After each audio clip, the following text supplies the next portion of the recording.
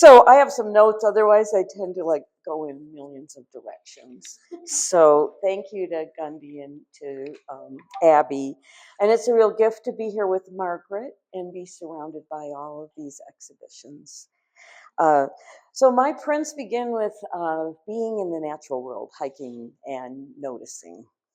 I really, I usually start off my talks just like this. I'm intrigued with color, textures, rhythms, and mark making, and especially the metaphoric possibilities of changes in seasons. So 2 years ago, I had a show in this same space, and immediately after I gave the talk, I went to an artist residency in Michigan. And then I went to another artist residency in Spain. And so I was really fortunate that I was on sabbatical, and I thought I would try to apply for residency and have them spaced out, but they were one right after another. So, and so right after this talk, I drove to Michigan, where I grew up, and I took a ferry to Mackinac Island and spent 3 weeks on Mackinac Island, walking around, observing. And the piece from there, one of the pieces from there is right there. If you take a look at it later, it was right when the leaves were starting to change. And then I ended up going to art print residence in Spain in Arenas del Munt, which is you could see the Mediterranean. It's about 40 minutes from Barcelona. And I learned this new process called the moculitos. And I'm going to I brought the blocks. They're cut up because um, it was too expensive to ship them back when they were big, but I wanted to have them. So I had been thinking about this process for a long time, and there we go. And so the blocks, this one goes to this one, and it's a process. It's a cross between lithography and woodcut. So the I was really intrigued by the painterly nature of it, combined with the possibility of carving marks. So, I started out my print career when I was 19 as a lithographer, and have always loved lithography and loved black and white. So I hadn't made any black and white things for a long time. As you can see, I've really focused on color. So the thing about this was that I was able to get my more painterly arm back. And I try to capture that in my woodcuts, but it's a little more, it's a totally different process. So with these, you can get all these tonal gradations that you get in lithography, and you can carve some crisp marks as well. And it all comes together on one print when you run it through the press once. So all of these I run through the press multiple times. So it was such a fun thing to be able to do. So my first love in printmaking, as I said, was lithography, and I started drawing with ink when I was a little girl, and I had a book of Japanese brush paintings that I copied. So I was copying those paintings when I was a little girl, and I've always loved painting. So it was nice to get back to that. So when I was there, it's a space that's really just dedicated to printmaking. So there's a beautiful studio. They have apartments that people can live in, and the people who run it live there. It's a family. So for most of the time, I was the only artist there. So I thought I was going to be traveling to Girona and Barcelona and all this stuff, and all I did was just stay there for a month. And I would walk down to the beach, and I would walk back, and then I would go on walks, and I would just make prints. It was such a gift. You all very seldom have that chance, and then they helped. They helped me make these great big prints. So I made about 8 not so hot prints, trying to learn how to do it. And it's a little intimidating when you're in a new spot and doing a new process, and everybody's watching you, and they take videos and pictures constantly and put them on Instagram. So I was like on Instagram all the time. doing nothing but trying to avoid the camera. So, but then I felt like I really learned something when I started making these, and there are 4 in this series, and they're from a park very close to there, where all these leaves are all these branches are falling over water. The And I made these halfway from photographs and halfway from just memory. I look at pictures I'd taken, and then not be too concerned about. I wanted the movement, not be too concerned about the details. One of the advantages of drawing leaves, doesn't really matter which direction they always go in. But in this, Desmai are the names of these, and that's the name of the trees in Catalan. So while I was there, I thought I would practice my Spanish and get much better, and none of them spoke Spanish. They tried not to speak Spanish. So they would speak Spanish when we wanted to communicate, but that was not their choice. And but in these, I wanted to capture the feeling of the wind, and they're on this really beautiful flowing Japanese paper. So I wanted to let that paper breathe.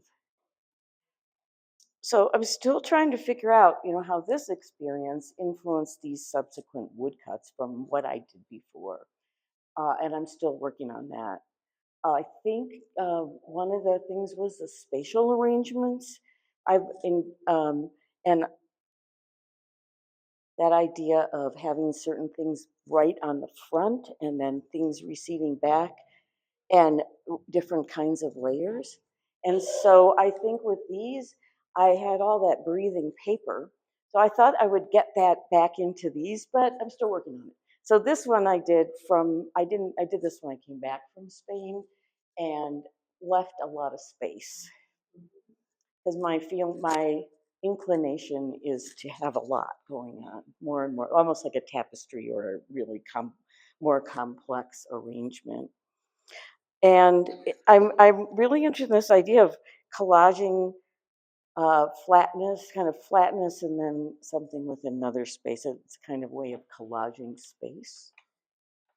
So most of these prints are from walks and hikes, and trying to notice things around me.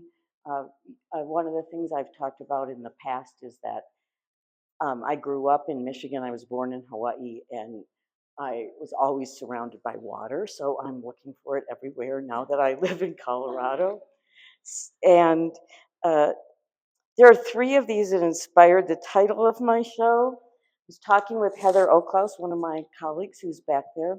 We were talking about titles, and not my strong suit. So I started telling her that this one, the bright green one, and the one in the middle there, are all from when I was on my way back from being in Minnesota. I'd been up in the almost to the boundary waters on the north shore of Lake Superior. Amazing scenery and views, and somehow I only didn't make very many prints of that, but I was on my way back and stopped at this rest area in western Nebraska, and here was this pond. I think it was a retention pond, and I just got out of my car, and we've been going on these hikes and drives and seeing all this amazing scenery, and I just got out of my car, and it was like, oh. So and I just love the color of the water. I love the color of the water, and then the kind of textured, the patterns, and how the rhythm of the light went across the water, and how that contrasts with all the spiky grass. And I got very enthusiastic about that. For many of these, they could be a lot of different places. And if anybody's interested, I'm happy to tell you where they're from. But the one in the middle there reminds me of where I've gone ever since I was a little girl in Lake Michigan, even though it's from this retention pond in Nebraska. So people always ask me, how do you do it? How do you make the work? So I'm going to do a very quick little woodcut talk for people who So I have visual aids. I'm such a teacher, I can't help myself.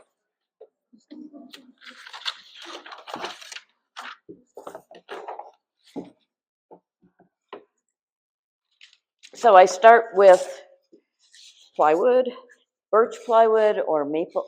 These are on maple plywood. And if you get up close to this, you can see, especially in this one, I brought this one because you can see where I've actually made the carving marks. So on the mochilito, you paint on it first. And then, I don't know if any of you have done lithography, but you use a greasy substance, you paint on it, then you coat it with gum arabic. Then you print it by sponging the water, and that goes to the areas where you didn't draw, and then you roll ink on the areas that you did draw. Generally in lithography, you need Bavarian limestone or aluminum plates and a special press. You can do these on an etching press, the same kind of press I do the woodcuts. So that's another, I have all the materials now, so I'm ready to jump back in. But I start with a flat block of wood, and anything you carve or any marks you make in there, dents will show up. So when you roll, I forgot my brayer, but when you roll ink over the surface, it doesn't go in the areas you carved. So it's kind of the opposite of, it's not direct. You know, you're carving the whites. So this print and that green one there and that one, I was trying to figure out how to make a drift of a pattern. So I didn't want to just carve, and I didn't want to, sometimes I use a nail set that's round and you pound it in and make dots. But I wanted something that was very random. So I was walking outside trying to figure this out, and there was all this rock salt on the ground and gravel. And I thought, oh, okay. So I had to do this when there were no students in the print shop and when Heather wasn't in the print shop, and sprinkle these things on the wood. I put like a big piece of chipboard, a yoga mat, all this stuff, because you can, if you run the wrong thing through the press, you can ruin the steel. It's a huge amount of pressure. So it made all these little dots. And it gave this kind of flickery, random pattern. And you can see it especially well in the green one. So then you roll the ink on here after you've carved it. If you want this to be, say you want this pink, you just roll it in pink and don't cut anything out if you don't want any white. Then you place the paper on, and I have a little registration system so that I can put the paper on the same way every time. And some of my prints are on this European paper, Reeves BFK, some are on different Japanese papers. So it depends on how many layers you want to do and what kind of a surface you want it to be. So with a woodcut, this is an example of one that is an Indian print from India. And here you can see the positive and the negative. So when you use these different tools, when you're not printing on fabric, you don't need to cut anywhere near this deep. But when you're using these tools, you can just make a little mark and it'll still show up. I also have, everything is backwards. So whatever you're printing, doesn't matter with an exclamation point. But if this is pieces of type. This I laser cut, so it's like a piece of type we made. But everything's backwards, so you're thinking backwards and opposite. And then you're thinking in layers. So I was going to show you just an example here. Then I'll get to this. What the heck that is.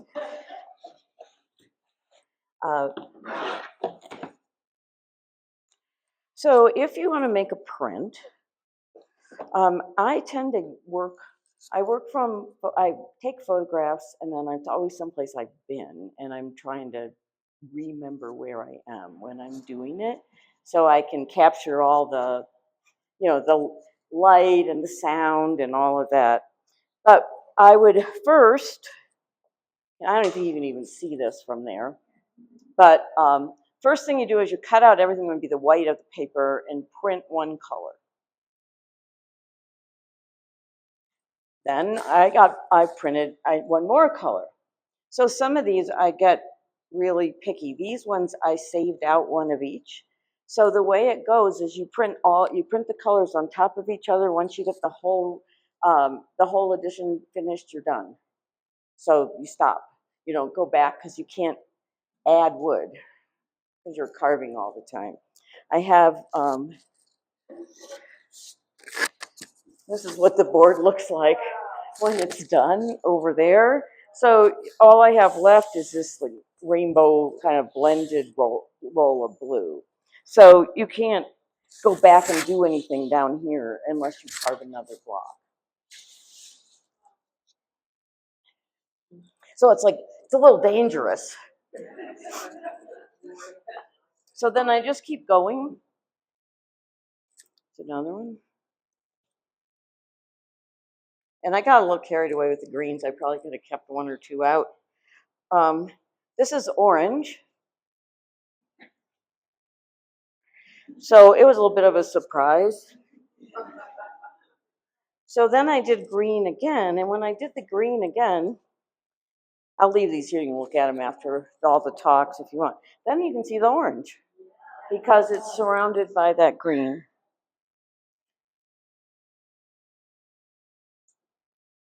Then another green. And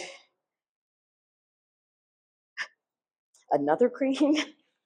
And I had this kind of murky stuff. I have a drawing that I do on the board, and then I can see where everything is. And then I have this kind of murky stuff. I spray shellac on the drawings so that it won't disappear. And this is where the shellac didn't stick correctly. So I could have sanded it off, but I kind of liked it because this is a swamp. And then this is purple. And I was really surprised. One of the things that's so interesting to me and why I keep doing these is I'm always surprised and I don't really know what's going to happen. I have this great plan, but that doesn't always happen. So I did the purple again. Exact same purple. Here it's on this green, and then here it's on this brown. I think I'm starting to lose it here. I'm going to put these down. I think that's okay. It's just hard to hold them. And then a dark. And then a blue. And then this is the last one. And so what happens is it lets you, these are old, but what happens is it lets you have that some things opaque come forward and things that are darker or more transparent go back. So I start with very transparent colors, build them up to dark, and then start printing opaque colors on top. So I'll show you one more fast one and then time for Margaret. So pink. And I'm going to tell a joke that Heather has heard like 12 times. And another pink. And I had this board that had all these wonderful textures in it. And another print. And then one of our other colleagues came by and said, "Are you printing Barbie's dream house?" Because I was doing these for a portfolio and I had 35 of them out there. You imagine these 35 pink prints. And then the colors got really interesting. That looks green, right? Kind of. So then I printed another green on it, and it looks red. So how the colors are surrounded really makes a difference. I loved color theory when I was in college, and I'd made zillions of these little color aid things. My professor told me I made some really amazing things, and it was too bad he couldn't look at them because they all had fingerprints on them. He really said that. So what I'm making a print of here is these crabapple tree blossoms that are right outside of the studio. And so then I put the light on there. And that what's nice about this process, if you've ever made prints, instead of carving around all of these things, I can just carve out branches. So I can get some of this gestural quality that I like. So that's how I was able to get all that kind of gestural branch part. So then I put white on it. And then I did this one. It's Pikes Peak. It was for a show called 36 Views of Pikes Peak, like the 36 Views of Mount Fuji by, yes, Hokusai. So then this is then I did this one, I got really upset because this is the plywood, and I hated it, and I thought I didn't want that to print, and I was trying to get this portfolio finished and this print finished, and so I went out and put them all in my car so they would get cooked, so they would in the summer on the asphalt, so then I made this one, which was my original intention, and I think that if I had been paying attention, I would have done this one because this one's better. And it shows the foothills, and it's much more exciting and less expected. So I have that challenge of tunnel vision where I'm like, I am going to finish this like this. So I think that's one of the gifts of an artist residency. When I was able to do the artist residency and not have any expectations, I wasn't doing anything for a show. Nobody, they were watching me all the time, but it was just two people. And it was like, I could just do whatever I wanted. And I didn't have to feel under pressure to make something for something.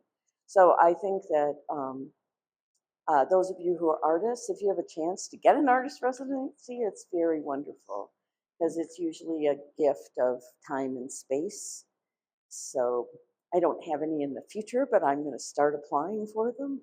So I just happened to have that year of sabbatical, which was quite lovely. So I'm happy to answer any individual questions.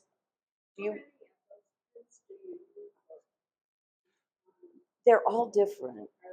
These are 5, because they're all different. These are all different. All 5 of them, they're on different papers. I'm not good enough at this process to make more. And I was just learning, and I was also going to have to bring everything home from Spain. Some of them I usually start with 20, and I very rarely get 20. So but it depends. All of them have edition numbers on them. So I put they put them right on the labels. So you can see how many for each one. Like this one, I couldn't figure, it's got a smaller edition number because it took me longer to figure it out. Most of these I print myself. I've had some pretty wonderful print assistants in the past, and I did have a student help me print the big green one and the other one next to it. And so he was a very good printer, and I've had some quite good printers throughout the years, and then they graduate. It's a lithography ink. It's oil-based lithography ink. And I started as a lithographer, and I've just used lithography ink since I was 19. So, because I know how to do it. And that's my palette. Well, this one is really this has a big grain, and it comes through in the final print. So so that grain, I like that piece of wood and love that grain. So you can see it going through, but I usually don't. I sometimes do. I usually make a lot of the textures myself, and I've started working on Sheena plywood, and that's Sheena plywood. It's from Japan, and it's a really even grain, and for arthritic fingers, it's so much easier to carve. I like birch plywood because it has that grain, and so I still use that sometimes.